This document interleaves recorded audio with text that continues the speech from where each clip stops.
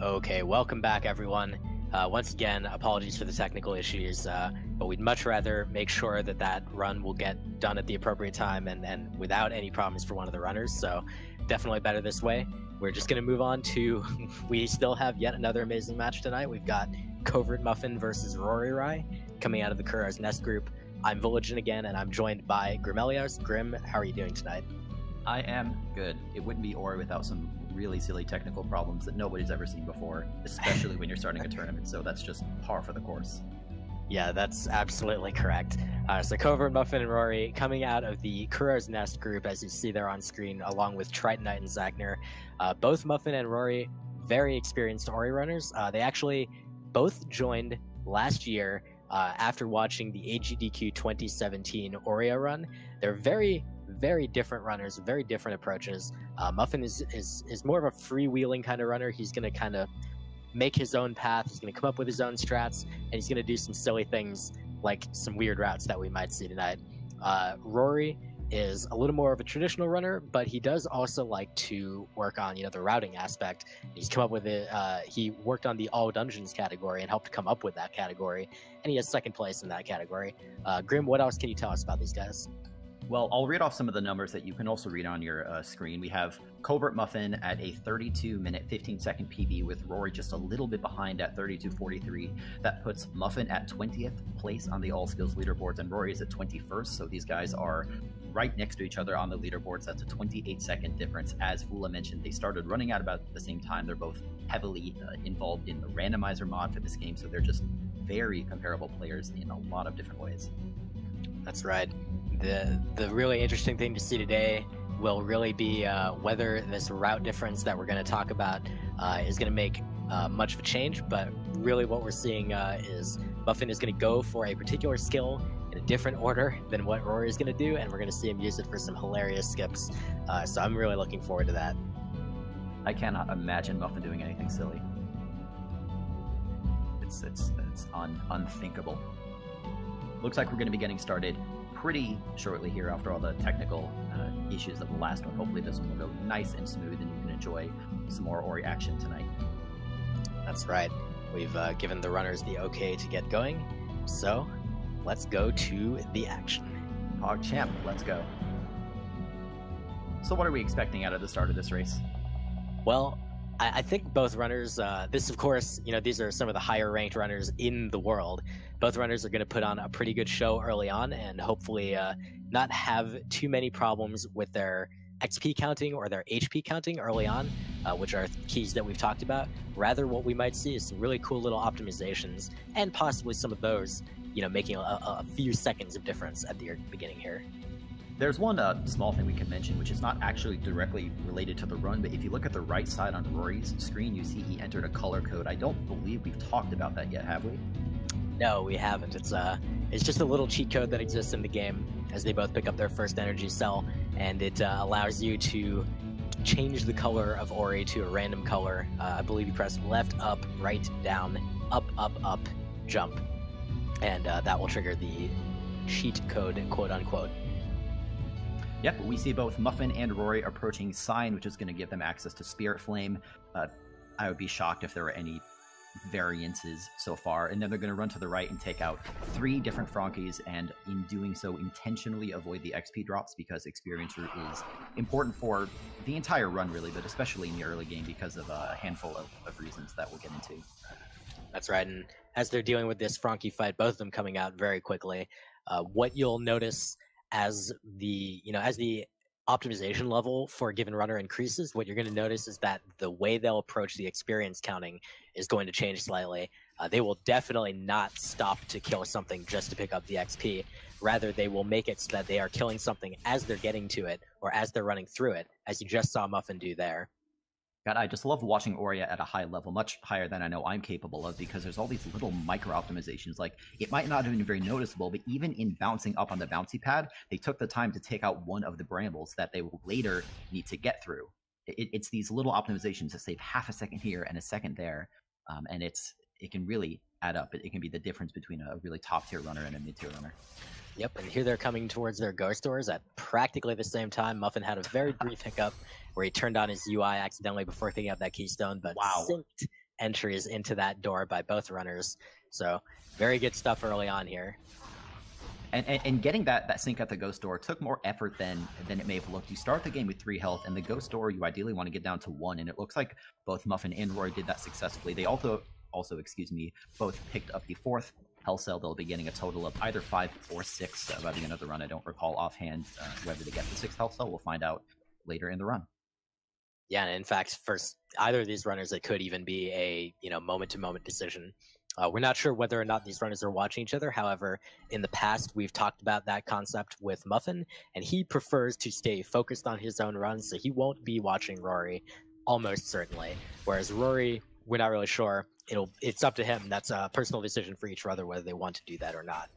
And Muffin coming into the elbow, getting the level up on the way down. Rory looks like he'll get it on the way back. He had a slight hiccup picking up some XP from that bramble wall earlier, so that cost him a few seconds. Looks like Muffin maybe 1 or 1.5 seconds ahead. Really nothing to speak of. They're effectively exactly tied at this point. Yeah, now is when stuff will get real as they pick up wall jump. There'll be a lot of challenging movement on the way out. It doesn't seem that challenging. You're just jumping up some walls. But as it turns out, it's very easy to lose frames and seconds and just all sorts of time. Even right there on that wall, Muffin demonstrating for us, wall jumping is hard. It's very hard to optimize. Right. There are a lot of games that maybe give you like buffered jumps or wall jumps. Maybe you can press A before you hit the ground or before you hit a wall or something. Ori is not like that. So when you see these, it's something subtle that you probably wouldn't notice unless you play Ori. But when you do all these very quick series of wall jumps, these runners are actually getting Trojan logged a little bit there. These runners are really having to jump just at the right time. And so to do that optimally over and over and over again takes a lot of practice. Yep, so that Trojan log costing Muffin a few seconds, but definitely nothing that can't be overcome. Something that you'll notice is a constant, really for any skill level of Ori in the Blind Forest, is that deaths are very costly and very easy to come by. Neither of these runners is going to want to take a death. Both of them are at the level where they're certainly capable of playing without a death, if they without an unintentional death at least, if they have a good run. But it's always around the corner, Grim, anytime. Yeah, so Roryrai just very slightly ahead as he comes towards Black Group Burrows. A lot of this commentary in terms of trick explanations and whatnot will be a little bit overlapped with some of the earlier matches, but we'll sort of cover things again. Rory's going to be making a save and Muffin right behind, and hopefully we won't get the Sikinar issue. I seriously doubt that we will. Rory successfully threw Muffin right on his tail as they head into Black Group Burrows. Yep, and they're both skipping that 20-ish second cutscene, which you obviously don't want to be sitting there watching whatever is going on. We're just going to move on. In fact, we're actually skipping every single cutscene in the entire game that would be in our way otherwise. Well, we hope. we do hope. The cutscenes are pretty lengthy, and obviously you want to skip them. Black Group Burrows is a very dark area, as discussed by, I think Shed was the one commentating it in the first match. That little light orb, you can pick it up, and then as you run around, it will follow you around. They will have to carry the orb sometimes, because you need to be carrying the orb to activate certain lanterns and whatnot. I'll interrupt you real quick to note that Rory did a save and quit there after making a save. This manipulates the cycles that he's getting here with this laser shooting plant thing, and also the lasers he'll get on the right side here. Usually you're doing this to save maybe a second, maybe 2 seconds, something like that, and it requires pretty good movement. Rory traversing the lasers pretty well, and he is going to make this cycle here, so that's pretty good. It'll save him a couple seconds. Looks like we saw Muffin do a similar cycle manipulation. He just did it in a different location. So Muffin's still just a hair behind Rory. No major mistakes in Black Group Burrows yet. Yeah, and that's good because this is one of those areas where it is very easy to make a mistake and take a death or lose a cycle. And the cycle is in these platforms here to go up and down to be able to get on the next cycle of the platform. That's 8 full seconds, which in a race like this between these two top runners is very easily, a margin of error that they don't want to give up. I was going to say, you mentioned the little cycle manipulation to save like 1 second, which doesn't sound like much, and it's not, except in a race like this, it can be. And so you can imagine 8 seconds is 8 times as bad as that. Right side, we're seeing Rory come up to a lever, which he's going to pull, which is going to activate a statue. That statue is sort of a receptacle for the light orb, which is going to activate the next skill tree. All right. And we are going to see this cutscene skip that we've just seen before from Rory's side and from Muffin as well. But yeah, we'll be picking up that dash skill, the very, very nice skill that was added in the definitive edition of Ori. It's going to let us go real fast. I can tell you that vanilla runs in comparison just look like a sort of a nice easy breeze through the Forest of Nibel rather than this frantic dash. Yeah, dash definitely substantially changes how the run looks and feels. Right from the beginning, you're going to see Rory going pretty fast. You have to press the dash button repeatedly to whenever you're on ground to just traverse the ground quickly. Anything else, if you're not pressing dash, you're going slow.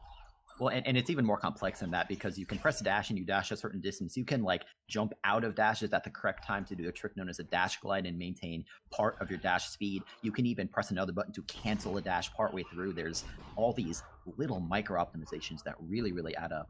We see both runners now heading into their Frankie walk, so I'll let you jump in here. Yeah, this is another important sequence break. We did talk about it earlier, but we'll get through it again here. As Rory has a slight problem with his Frankie, but he gets it back. Both he and Muffin pretty close. Rory having a rough time. They need to get this Frankie all the way over to the right side. There's this door that requires 4 energy. They only have 2 max, but they'll put their 2 energy in, kill the Frankie, get a level up, refill their energy, put the rest in the door, and they'll be able to continue into Moon Grotto. Before they get there, they have to go through the Death Gauntlet, a very scary area with lots of things that can kill you and no energy to save. We see Muffin just a second or 2 ahead. Looks like opting not to do the Death Glide, which is a perfectly safe decision in a match like this. Muffin, it looks like he's through, barring a catastrophe. Yep, he's down there. Rory right on his tail. And this is going to lead them into another quick trick, which was also mentioned in the first match, which is known as the early Crusher Cycle or the God Cycle. That's right. We're going to see Muffin set it up here. Just requires some specific dash timing and another dash right there. And oh, he almost gets in there. Rory right behind him also doesn't get a good climb up the wall. This is a very precise trick. It's very hard to pull off. Neither of them gets it, so it doesn't make any difference right now to this to the difference here. Well, it's cool to see the 2 runners so close. I mean, like, if Rory had gotten that, he would have been 6-7 seconds ahead of Muffin now. So it's a question of, I hope nobody makes any mistakes and it stays this close to the whole match. But it's a question of who's going to take a nasty death first. Like, that death by Rory was intentional, by the way, so that's not an unintended death. Yep, and now we're coming into double jump. Oh, that is unfortunately an unintended death for Rory. We're coming into double jump tree, Muffin picking it up, learning the rekindle skill so that he will, ability, so that he'll be able to skip this cutscene, move while the camera is locked on the tree, and also later on he'll be able to use rekindle for more cutscene skips. All right, got some distance. He didn't really get up the wall too much, but that's okay. If Rory is able to get up the wall a little bit during his blind movement, that'll be a small bit of time save. Looks like he was able to get up the wall a little bit. On the left side, you're going to see Muffin approaching another energy cell. We're going to be getting 5 total before the end of the run. I think that's number 4, if I'm not wrong. Wow, why do I forget? Yes, it's number 4. There you go. Very nice first try grotto skip from Muffin. Again, a precise jump up this wall on a little ledge that's hard to even notice it's there. Rory missing the first try, going for it again. A little bit of trouble for him on this. This is a very finicky jump, and it's easy to have problems with it. He does get it on that attempt, so he'll be moving his way up. And this section's very difficult. There's a lot of climbing involved, and as you and I know, jumping up walls in this game is incredibly difficult. It is. It's very hard to do in an optimized kind of way. This area that Rory's in now, that Muffin just finished, is supposed to be being pelted by this barrage of boulders, but you can skip it using a cutscene skip. You'll be seeing many of these little very fast save and exit cutscene skips. You'll see Rory doing another one here just now as Muffin moves on. But yeah, moving up this game, there's sort of this cadence of jumping and double jumping you have to do to climb walls optimally, and you have to press A just at the right time so you don't kind of hang on the wall for an extra half second and lose time. It's really just, it requires constant vigilance in just making sure every one of these jumps is just as crisp and clean as you can make it. That's right. So Rory just picking up the water vein just a moment ago, the key to the Ginso tree, the first of 2 dungeons that we will actually visit. And the differential at that point was 14 seconds, so still very close. A single death at certain points in the Ginso tree would immediately shift that. Muffin getting a level up here. That one's timed, but not super important. But it's just one of those things. It's a little optimization. That level up takes out that frog that was in the way, so he doesn't have to try to jump over it or shoot it or anything like that. Saves a little bit of time. Mm-hmm. So we saw Muffin go up top and grab a quick ability cell. After that, he's going to be stopping by a spirit well in order to activate it. These spirit wells are save points, and they restore your health and energy. They also act as fast travel points. And so you can just sort of touch it. You don't need to actually save at the thing. That's going to be useful because way later in the run, after we have all the skills and we've been through all kinds of fun places, we're going to be coming back to that teleporter. So sort of keep it in the back of your mind. But what's this dungeon that we're approaching? Well, this is the Ginso tree, and Muffin is putting the key into the door as Gumo, our good old friend, is carrying it away. Yeah, sure, makes sense. This dungeon, very vertically oriented. They're going to have to do a lot of climbing, which, as we've already established, is very challenging to optimize. And there's a lot of opportunity to die, but it's also a very fun dungeon, and we're going to get one of the best skills in the game here, Bash, in just a little bit. Right, absolutely. This area, at least for the first handful of rooms, is also cycle-based, not as heavily cycle-based as something like Blackroot Burrows, but like you see all these little gamer enemies crawling around on their little square stumps. If you take a fall, I mean, you'll lose time, which is bad enough, but it also kind of messes with your cycle, so it's nice to see Muffin get through it cleanly. We see Rory in the second room as well, so Muffin's still with a little bit of a lead, but man, he really needs to keep up his game. Rory's a skilled player and is going to be doing everything he can to catch up. That's right. And so here we get to one of the few kind of respite areas of the early game here for Muffin. This puzzle, you just have to redirect these little shots from the flower enemy using this weird log thing, and then you redirect a second one, and it's pretty leisurely. You get at least like a 10-second break or something. But now we're going to go into this first Ginso mini-boss. This is a little bit less of a break. Right, so this mini-boss is very interesting. It's one of the few sources of RNG and randomness in the run, but if managed properly, it doesn't really lose you time. Basically, this guy can spawn in like 5 locations, and so Muffin's just trying to predict where he's going to spawn based on a 1-frame tell and just slowly shoot him to death as a, well, hopefully not too slowly shoot him to death. Well, it's actually funny that you mentioned that 1-frame tell, because I know I've spoken to Muffin recently, and I believe that 1-frame tell doesn't work on his machine. Like, it doesn't... for some reason, the frame rate hiccups just enough that he actually doesn't get to see it. So that cost him a few seconds here. Rory might be able to take advantage of that. Man, yeah, that's surprising. I mean, it can be difficult to catch the 1-frame tell, even harder if it's not even there.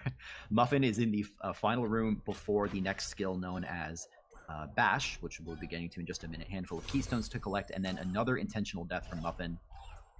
I'll let you, Vula, explain a little bit about everybody's favorite skill, Bash.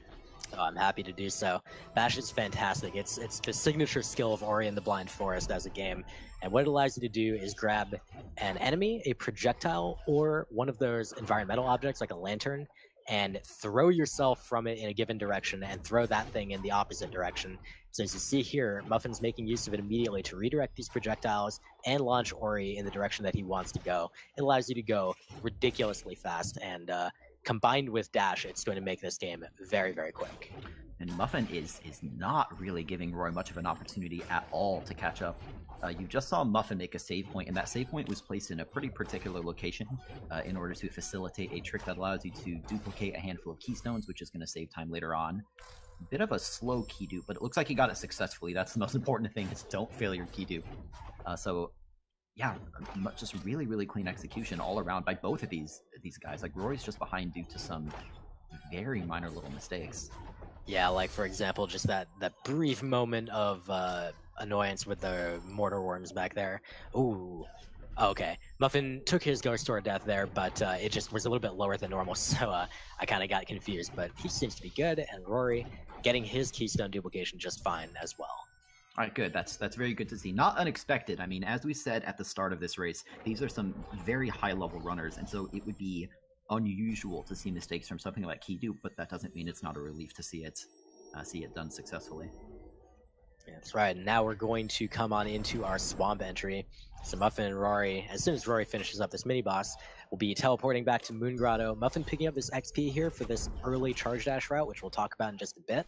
But he's going to now head over this way, make a save, skip a cutscene where some lasers would spawn just for convenience later on, and then we're going to be entering the swamp.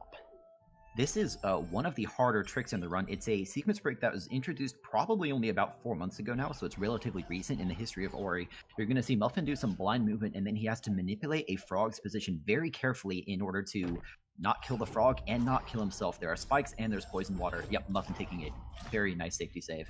That was probably a quick intentional death to reset the frog. He's going to be trying to move the frog up here. Well done, but his job isn't done yet. Muffin has to bash the frog again, get it to fire a shot down. He has to break both of these projectiles. And getting this frog shot high enough requires some precise positioning. Looks like he got it. Well done, Muffin. Yes, very nice job. And notably, Muffin used a different strat than some of our earlier runners, not involving double bashes.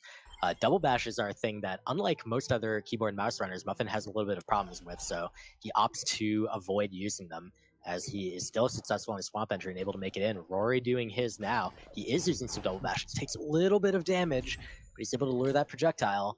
He's got one more, bashes it over, collects the ability cell, does an extra bash just to be 100% safe, and it goes through the ceiling!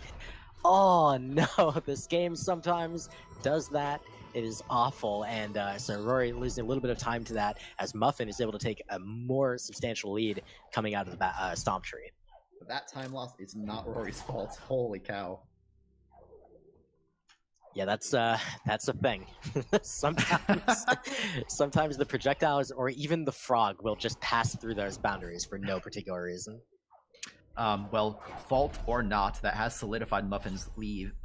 Way back at Bash, Muffin had about a 27-second lead. I would expect that's a little bit more than that now. Rory has made it successfully to Stomp. We're going to see Muffin on the left side use the same frog again. Yeah, bashing up in the air, a bit of safety there, in order to grab an ability cell. Back at the start of this run, I mentioned that experience root remains important for the whole run, and so you'll see a handful of ability cells, but there's another trick coming up here too. That's right, we have the Kuro cutscene skip, the good old trick where if they get this trick, it looks like nothing, just like there. And if they didn't get this trick, you would have been seeing a bird on their screen for a little bit. So good job by Muffin. Rory has gotten Stomp, and he's on his way out. The deficit had increased to 37 seconds at Stomp, thanks largely to that problem with Swamp Entry for Rory. So here we see Muffin getting out of the area where he picked up his 5th and final energy cell. The spikes underneath him here are insta-kill, so good job getting out of that. It's always pretty spooky, and there's a handful of ways to get out. We're going to see Rory on the right side coming up to his Kuro cutscene attempt. Again, if he does it correctly, it will look like nothing happened at all. Nice job. It is. Great job by both runners, but yeah, unfortunately for Rory, the Muffin just nailing every trick. It's making it hard for him to have an opportunity to catch up here. I know Muffin's been practicing like crazy. He's been streaming a lot of Rory practice lately. Yeah, that's for sure, and Rory as well, and a lot of PBs have been in the recent past for both runners.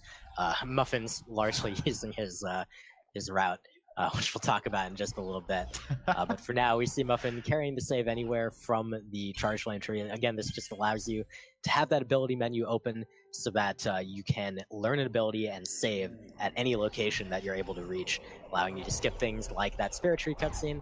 Now we're going to see him learn the ability Charge Dash. Oh boy, Charge Dash is a fun time. Charge Dash turns your normal dash into a homing attack, which lets you fly super fast at enemies. It basically turns enemies into a movement tool, as if they weren't already a movement tool.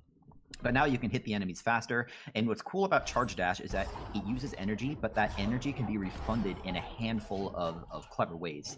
So the way that Muffin is moving around here is very intentional to move quickly while also preserving as much energy as possible to continue moving quickly. That's right. And we are coming fast into yet another trick, Fast Stompless, as we mentioned earlier.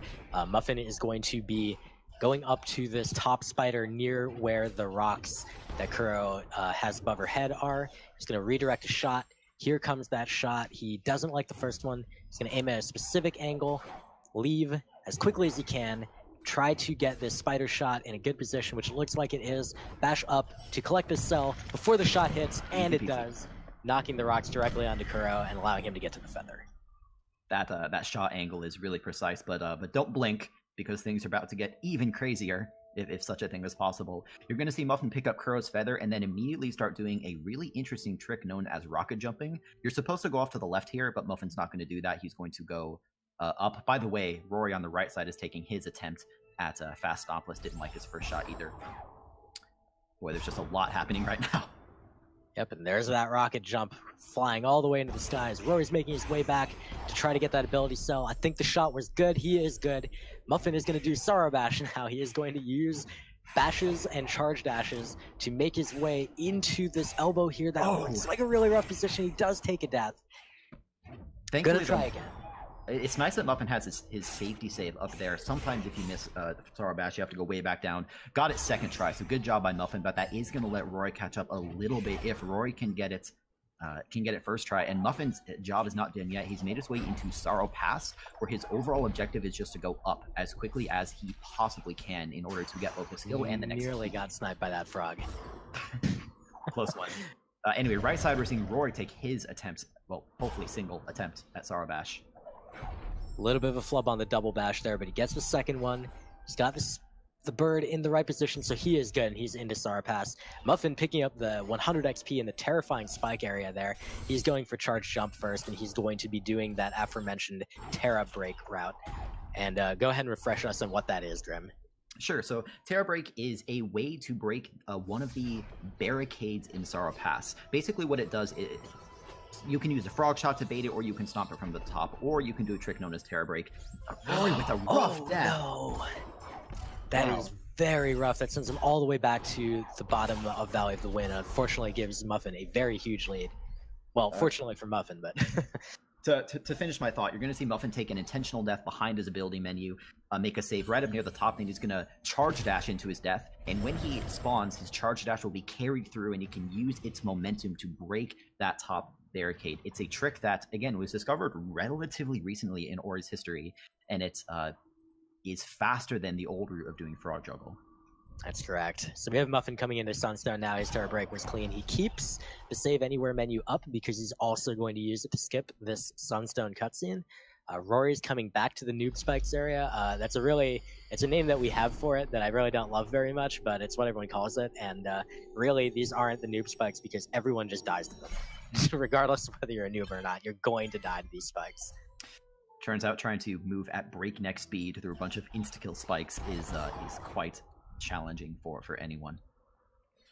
Anyway, Muffin has the Sunstone, which is going to be the key to the final dungeon, but we'll be getting there later. Right now, he's going to go right back down the way he came out and onwards to Misty Woods, which is a sort of maze-like, ethereal sort of dungeon, and it's also going to be home to the next skill.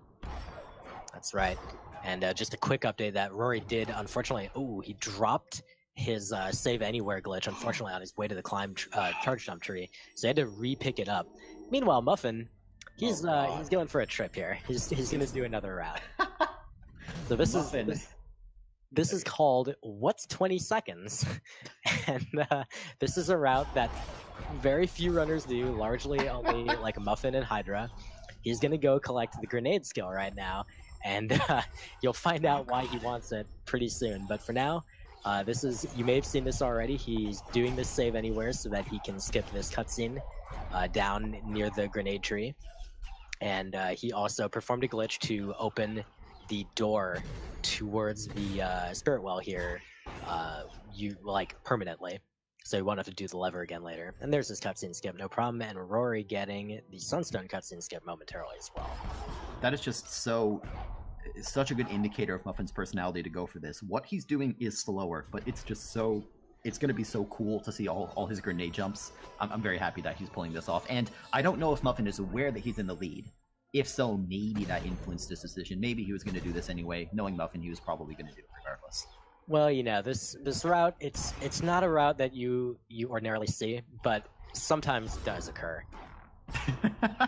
Sometimes it does. So we have Muffin heading on up, having collected grenade.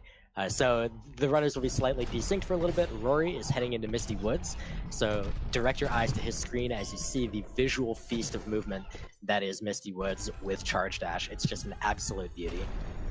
Right. This area you're supposed to do before ever going into Sorrow Pass, which means that you're not supposed to have Charge Jump. Having Charge Jump allows you to move through this area quickly. I mean, there's a lot of things that let you move through this area quickly. There's Charge Jump, there's Rocket Jumping, which is a glitch. There's just doing Charge Dashes and refunding energy by bashing off of whatever you're Charge Dashing towards. So, like you said, it's just a feast. It's a very cool area to see done well. It's so freaking smooth. That's right. And Muffin, just to be clear about that grenade play, it doesn't save him any time just yet having it, but it will in a minute once they get the next skill coming up, which is Climb. And all Climb really does is allow them to grab onto walls and be attached to them. And I guess you can climb up the wall slightly faster than with Wall Jump, But what it's really going to do for Muffin is it's going to allow him to perform a trick called grenade jumps. Grim, what's a grenade jump? A grenade jump is a trick that lets you go super, super fast, way faster than the game intended you to be able to go. If you pay attention to the left side of your screen, Muffin is about to get the climb. What you're going to see him do shortly is cling to a wall and then aim a charge jump, and then throw a grenade and jump 1 frame later. So it's a pretty precise trick, but done well, you get to maintain just a huge amount of your speed. But it is pretty precise. And it costs you energy because there's one. I can't believe it. Now, the funny thing is, in a lot of these places where he's doing grenade jumps, you can already move nearly as fast as grenade jumps just by doing charge dashes. But it is very swag to do grenade jumps, so they're really fun to watch. Rory is making quick work of the back half of Misty. Really what he's going to be hoping is that the extra teleports that Muffin had to do to accomplish this route are going to save him time relative to Muffin and allow him to make that up by just playing well the rest of the way. The deficit last we heard was 39 seconds of Feather, and unfortunately now it's hard to compare. But we'll see how that goes. Muffin, as you see, he missed a couple grenade jumps there, so that costs him another little bit of time as he doesn't get to do the movement that he wants to do. Right, good job by Rory to take out the double mini-boss at the end of Misty, just making very short work of it. You'll see Muffin get his attempt very, very soon. For people unfamiliar with this game, it might look like Rory is ahead because Muffin is currently going through areas that Rory has already finished, but remember that Rory still has to collect his 11th skill Light Grenade, and Muffin already has it. So Muffin still definitely has the lead, but it's anybody's game. We have some very tricky sections upcoming. Nice job on the mini-boss by Muffin as well. That's right. So Rory is heading back to this teleporter here, and Muffin opts for one more grenade jump. Unfortunately, bonks the door, but it's fine. So Rory teleporting on the way back to Glades, that place, the place that everyone hates, and he's going to be going to collect grenade. And Muffin is making his way back, some very nice grenade jumps here, and he is going to be teleporting to Thornfelt Swamp so that he can finish the game. It looks so good. I mean, and it's so fast. You can see how much faster that movement is than anything else you can do in this game. Also, I want to give props to Muffin. Each one of he's having a little bit of trouble here, actually. He is, but each one of these grenade jumps is I know you hate this term, but however you want to describe it, it's sort of frame perfect. You have to press a button on one frame and then another button the next frame. And that's not easy to do consistently. Yeah, that's very right. He's mousing something on his screen that we don't really have an opportunity to tell what it is. Rory's heading into the grenade tree. Muffin is heading to Horu. So he's maintained that lead pretty well. And it will really take a lot right now for Rory to be able to come back. Right, absolutely. It's Muffin's race to lose, or conversely, Rory's race to have a bit of a, not an underdog victory exactly. He was never an underdog, but his race to catch up on. Probably worth refreshing on what Door Warp is, though. Oh, absolutely. We all love Door Warp. So when Muffin gets to the door of Mount Horu, assuming that he doesn't die to any of these grenade jumps. Wow. Beautiful. He is going to go inside the dungeon, and there will be a cutscene which will automatically save his game. And after that, he's going to exit the game and reload. And on the first frame of reloading the game, he is going to attempt to enter that door to leave the dungeon. And if he pulls that off, that is going to teleport him to the bottom of the dungeon for reasons that no one in the world understands. But it will skip the entire dungeon. Let's see if he gets it. Nice. Okay, he got it. A little bit of a hiccup on the restream for us, but he did get the trick. He is on his way to the final escape now. And then there's, aside from the final escape being very challenging, Grim, there's also one last trick in this escape, too. There is. So the final escape, as we joked about in the AGDQ race, is the culmination of all the skills that we've gotten so far. Muffin has to make it through this sort of Death Gauntlet 2.0 without taking any damage, and because this is a speedrun, he's still trying to go really fast. The reason why Muffin has to avoid damage, and he's still going to do grenade jumps, I love the attitude. The reason that Muffin has to avoid damage is that he has to swim through a bunch of poison water. Remember that water is still poison because we skipped the Ginso escape. So we'll see Muffin approaching this water right about now. Alright, and he's going to go for this trick called Grenade Jump at the very end. Again, we already know what a Grenade Jump is, but this particular one is very special. It's going to allow him to skip half of the final cutscene sequence, turning what could be a minute 20 into 45 seconds. Here we go. He gets the aim, he gets the position, he shoots. Oh, he's got it! GG to Muffin. That was just a grenade jump clinic by Muffin. Holy cow. I'm yeah, very absolutely. Every grenade jump practically on his part was perfect. Rory, 2 attempts on door warp so far, probably, as far as I can tell, and hasn't gotten the success yet. Just having a little bit of trouble. Again, this is frame perfect. It has to be the frame that you load into the door. Now he gets it. Good job to Rory. So he'll be doing his final escape coming up shortly, and Muffin is about to start the walk to the end. Time is called when you lose control of Naru. Doing Naru hops as a bit of a celebratory measure. I'm guessing Muffin knows that he's ahead, or he probably wouldn't be doing that. GG to Muffin. He does finish up. And Rory is about to begin his final escape. So we'll turn our eyes over to the right side and we'll watch Rory finish up here. This is going to be another good time from him. It's going to be within about a minute and a half of Muffin, I believe. Yeah, definitely. I kind of want to emphasize again, Rory only had maybe 1 or 2 rough deaths. Otherwise, his movement has been very, very clean. So it's not like Rory, made any drastic, huge mistakes. Muffin just played extremely well, and at this level, that was enough for him to take the victory. But Rory is coming up to the grenade jump at the end. Here we go. Again, this position is very specific. It's possible if you're mispositioned to soft lock the game. So he's going to be a little careful, aim it, get the jump, and he is good. So he will finish up. Looks like 33-40 and change. Very good job to both runners here, as they're just, as you said, that's really the story of Ori, is that they both had very solid runs. Rory had 1 too many mistakes, and I mean, we're really talking about like a low single-digit number. But otherwise, this was a fantastic performance by both runners to really showcase what this game is like. Absolutely, especially a good performance on their first match of this tournament and our, third match of the entire tournament.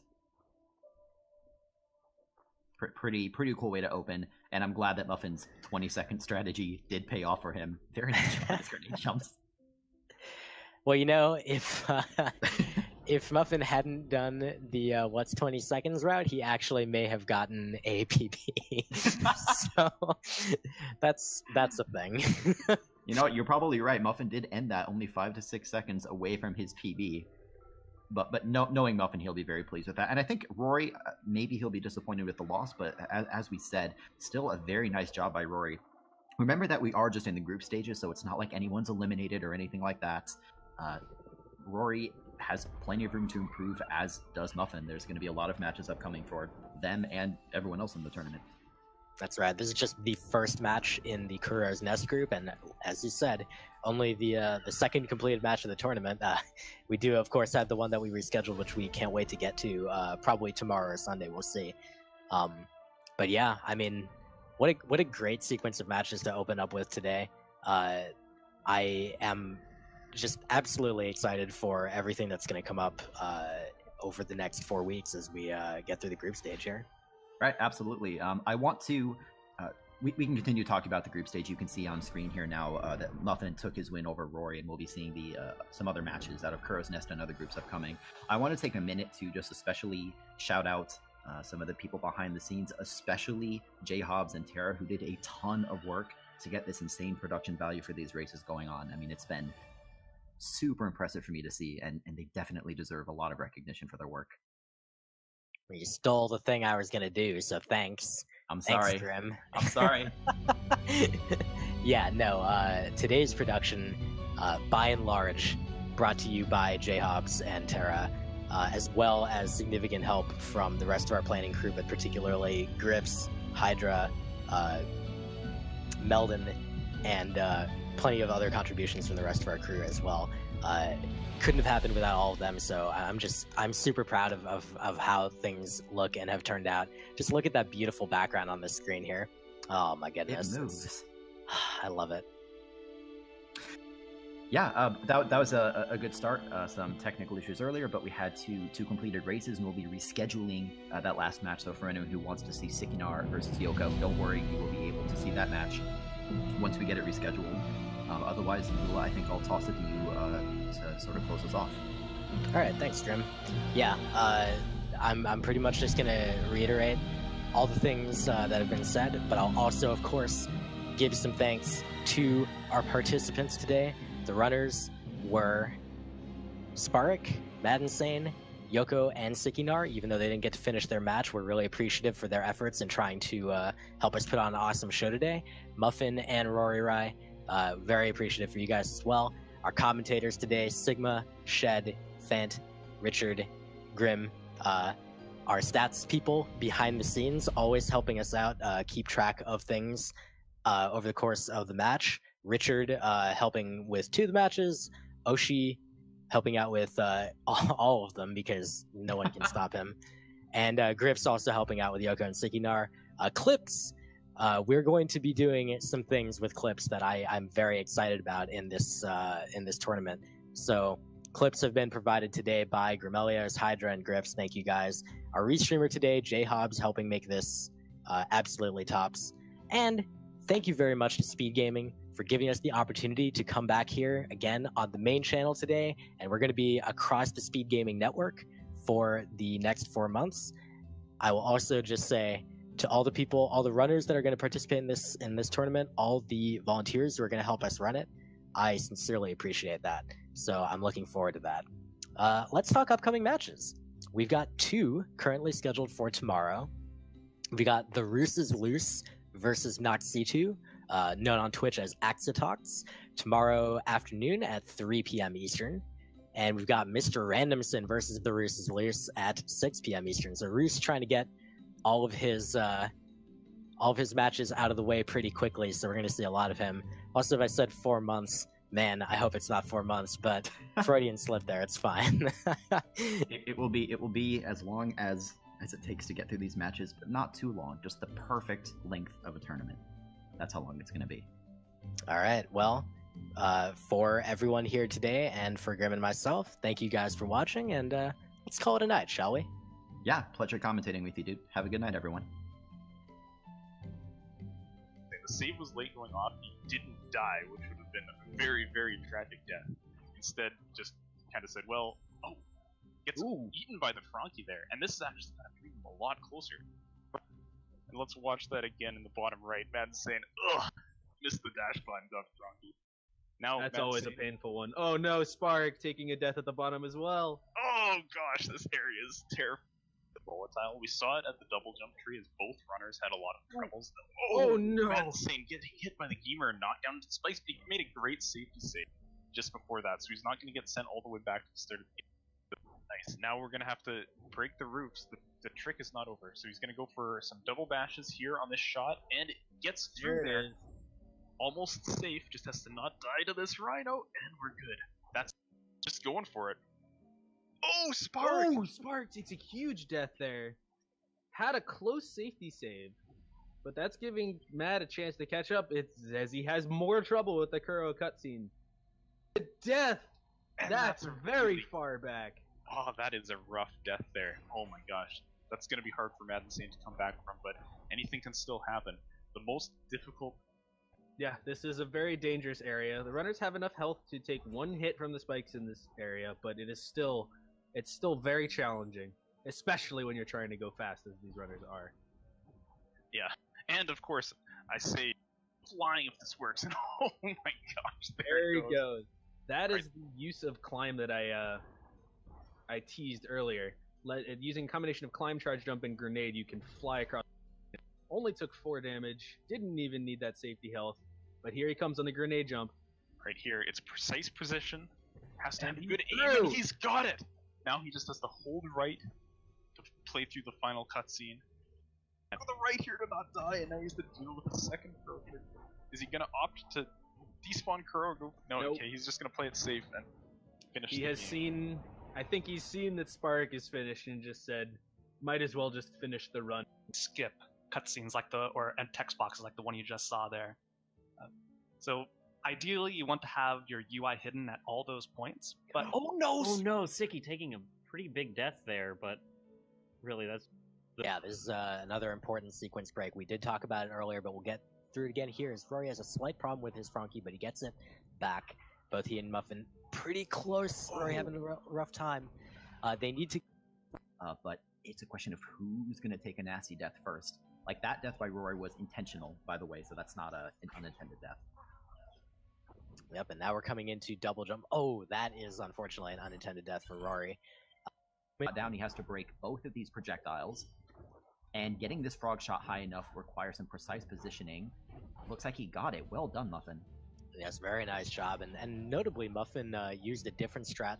Bashes it over, collects the ability cell, does an extra bash just to be 100% safe, and it goes through the ceiling! Oh no, this game sometimes does that. It is awful. To Sorrow Bash now, he is going to use bashes and charge dashes to make his way into this elbow here. That looks like a really rough position. He does take a death. Thankfully, Gonna try again. It's nice that Muffin has his... A little bit of a flub on the double bash there, but he gets the second one. He's got the bird in the right position, so he is good. He's into Sorrow Pass. Muffin picking up the 100 XP in the terrifying spike area there. Basically what it does is you can use a frog shot to bait it, or you can stomp it from the top, or you can do a trick known as Terror Break. Rory with a rough death. No. That is very rough. That sends him all the way back to warning on the way back to Glades, that place, the place that everyone hates. And he's going to be going to collect Grenade. And Muffin is making his way back. Some very nice. Oh, absolutely. We all love door warp. So when Muffin gets to the door of Mount Horu, assuming that he doesn't die to any of these grenade jumps. Wow. Beautiful. He is going to go inside the dungeon, and there will be a cutscene which will automatically save his game. Love the attitude. The reason that Muffin has to avoid damage is that he has to swim through a bunch of poison water. Remember that water is still poison because we skipped the insta escape. So we'll see Muffin approaching this water right about now. Alright, and he's going to go for this trick called Grenade. Here we go. He gets the aim, he gets the position, he shoots. Oh, he's got it! GG to Muffin. That was just a grenade jump clinic by Muffin. Holy cow. Again, this position is very specific. It's possible if you're mispositioned to soft block the game. So he's going to be a little careful, aim it, get the jump, and he is good. So he will finish up. Looks like